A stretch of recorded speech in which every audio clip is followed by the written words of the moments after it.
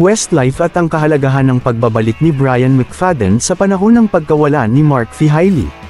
Sa industriya ng musika, isa ang Westlife sa mga pinakatanyag na boy band na nagbigay ng napakaraming hit songs na minahal ng mga fans sa buong mundo.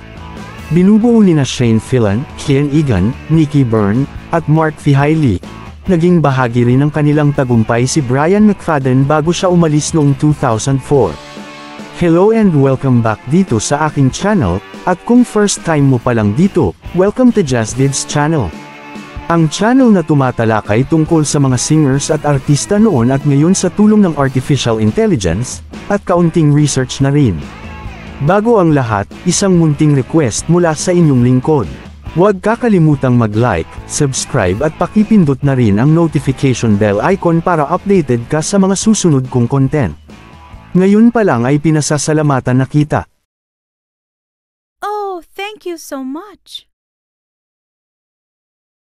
Video article number 5. Ang kahalagahan ng pagbabalik ni Brian McFadden sa Westlife.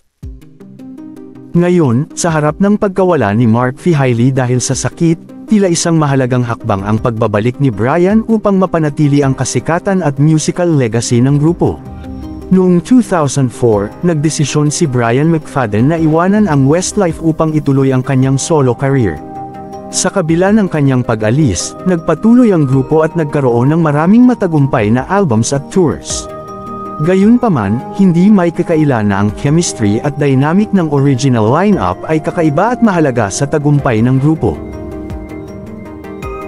Ngayon, isang malaking hamon ang kinakaharap ng Westlife sa pagkawala ni Mark Feehailey, na isa sa mga pangunahing boses ng banda. Si Mark ay kilala sa kanyang malalim na boses at emosyonal na pag-awit, na nagbibigay ng kakaibang tunog sa kanilang mga kanta. Ang kanyang pansamantalang pagkawala ay nag-iwan ng malaking puwang na kailangang punan upang mapanatili ang kalidad ng kanilang musika. Dito pumapasok ang pangangailangan sa pagbabalik ni Brian McFadden. Bilang isa sa mga original members ng grupo, dala ni Brian ang isang boses at presence na kilala ng mga longtime fans.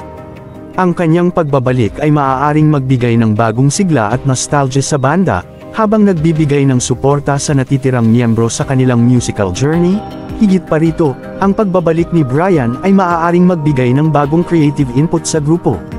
Sa kanyang solo career, napatunayan ni Brian ang kanyang talento sa pagsulat ng kanta at pag-perform, at ito ay maaaring maging mahalagang kontribusyon sa bagong direksyon ng musika ng Westlife.